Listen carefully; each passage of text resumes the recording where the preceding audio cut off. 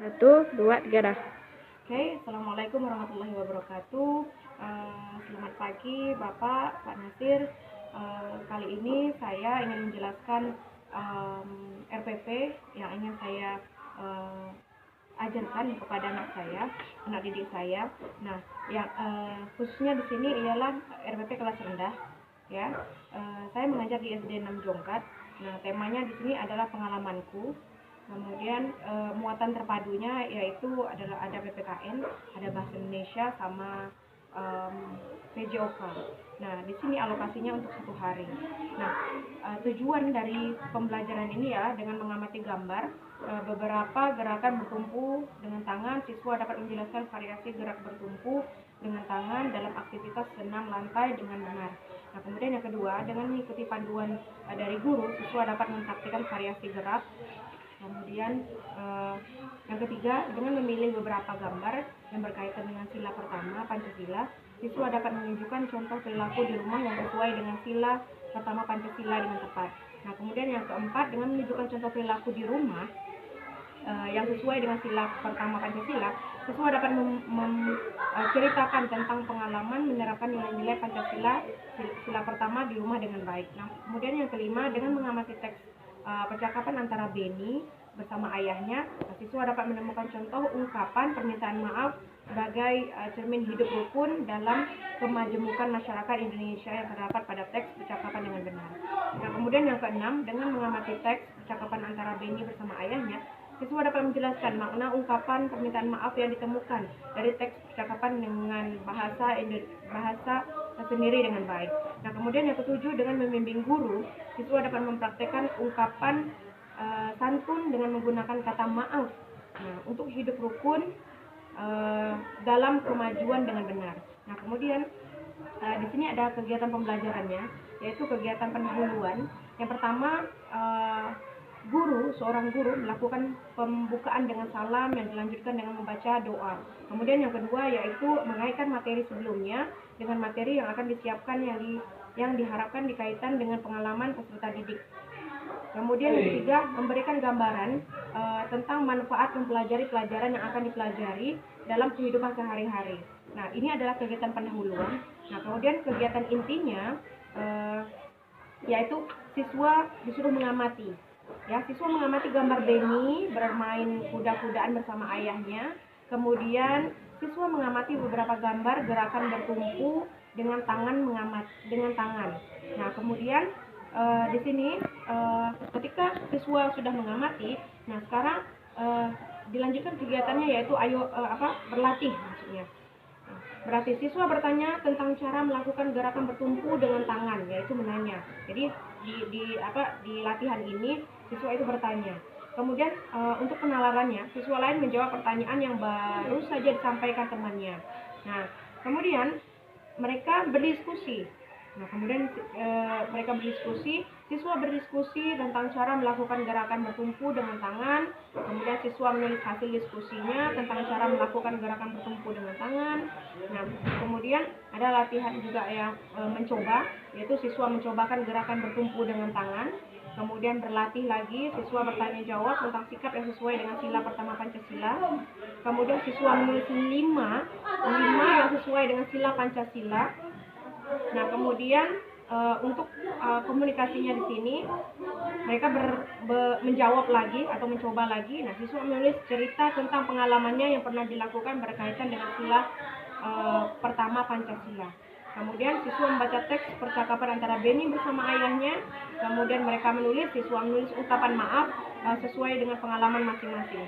Kemudian siswa mempraktekkan ungkapan permintaan maaf secara berpasang-pasangan. Jadi nanti siswa berkelompok secara berpasang-pasangan. Jadi mereka mempraktekkan ke depan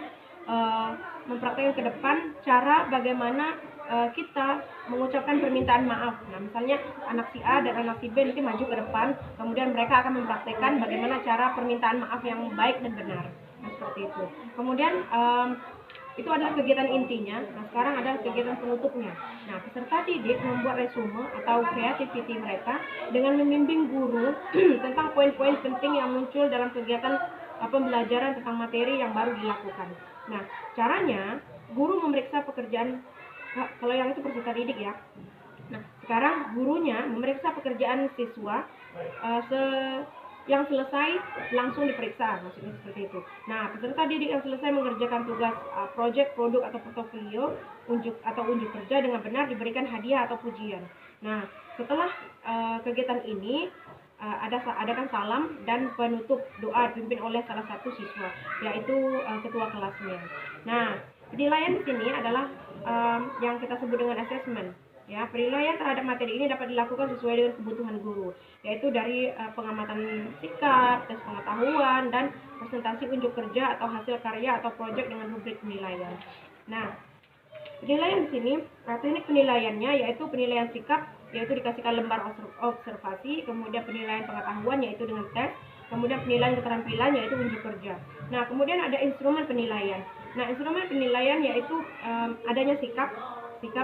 Kemudian di tabel di sini ada nomor, tanggal, nama siswa, catatan perilakunya, bukti sikapnya dengan tindak lanjutnya. Kemudian pengetahuannya. Nah, di sini ada pengetahuan, di sini skornya.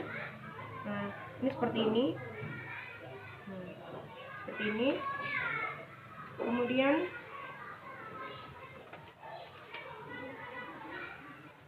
nah, ini contoh LKPD-nya. Ini contoh LKPD-nya. Ini contohnya. Ini contoh. Nah, di sini tuliskan sikap yang sesuai dengan sila pertama Pancasila.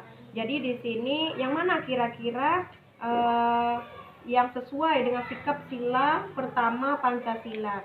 Yaitu kalau yang pertama ini berdoa. Yang kedua itu di sini sembahyang, menghargai teman berbeda agama dalam melakukan ibadahnya, kemudian ikut kerja sama membersihkan rumah ibadah sesuai dengan agama yang dianut, kemudian membayar zakat. Nah, dari keenam gambar ini, manakah yang termasuk dalam 5 poin ini? Jadi kalau misalnya dari 6 ini, misalnya di poin misalnya di nomor pertama, di gambar pertama maksudnya, di gambar pertama itu mencerminkan sila pertama, ya sila pertama Pancasila, yaitu berdoa sebelum melakukan aktivitas. Nah di sini kita kasih centang. Berarti gambar itu sesuai dengan sila pertama Pancasila.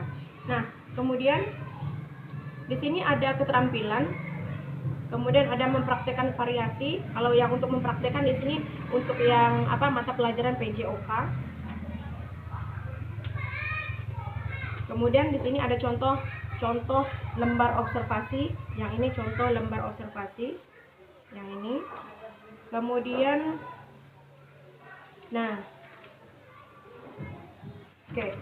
yang terakhir di sini sebelumnya ada remedial dan pengayaan. Jadi ketika materi yang kita sampaikan, kita memberikan tugas, kemudian serta observasi siswa. Nah, kemudian ada nilai siswa yang sekiranya tidak mencukupi atau tidak mendekati KKM atau tidak melampaui KKM, jadi kita bisa menggunakan remedial atau pengayaan. Nah, seperti itu.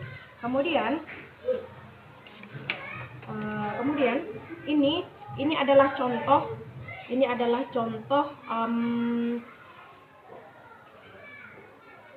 jaring laba-laba, ya. Ini adalah contoh jaring laba-laba yang bisa kita gunakan untuk di kegiatan pembelajaran di SD. Nah, ini contohnya. Di sini adalah temanya itu pengalamanku. Nah, di tema ini ada berapa jenis mata pelajaran yang termasuk dalam tema tersebut. Nah, jadi di sini ada PPKN, yaitu PKN, kemudian ada bahasa Indonesia dan PJOK. Nah, ini contoh dari jaring laba-laba. Nah, alhamdulillah, terima kasih. Saya sampaikan hanya sekian dari saya. Wabillahi taufiq wal hidayah. Wassalamualaikum warahmatullahi wabarakatuh.